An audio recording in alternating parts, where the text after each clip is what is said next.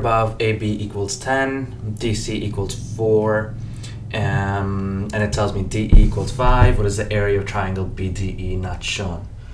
Okay, so really it's saying BDE, which will be from there to there, from there to there, and from there to there, right? So let's figure out what we need to do here is, okay, so AB right there is, let me change the color of the pen. And ignore what I have on the right side of the triangles for now. Let me take those out. Let's just work over here. So we know that AB equals 10, okay? DC right there equals 4. And DE equals 5.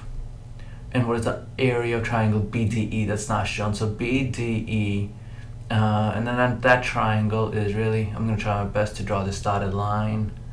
Let's see if I can do it. So you see that? There's my triangle that they're saying is not shown. And now let's ask ourselves how we find the area of a triangle. Area of a triangle is 1/2 times base times height, right?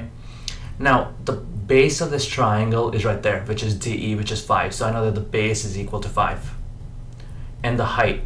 Do I know the height yet? I know what DC is. I know that DC is 4, but I don't know what CB is. So I need to figure out what CB is going to be.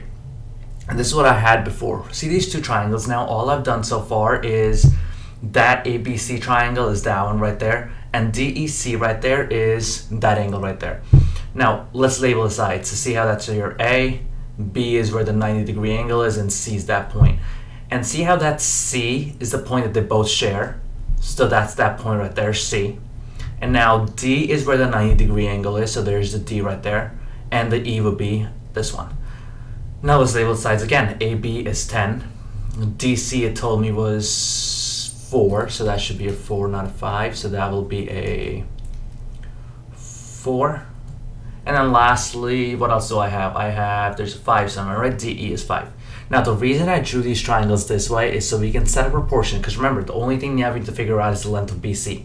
Once I know what BC is, I should be able to figure out the whole height, which will be from D to B.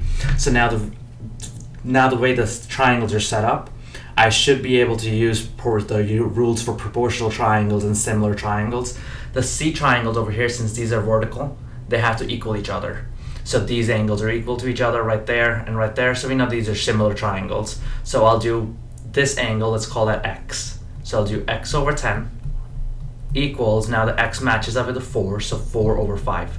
See how this side matches up with that side matches up with that side. My numerators and denominators now cross multiply to solve for what I need to. So 5x, 10 times 4 is 40, and divide both sides by 5 for x to equal 8. So I know that that right there is 8 now, that side. Which tells me that the length of BC, which is what I was looking for, is 8.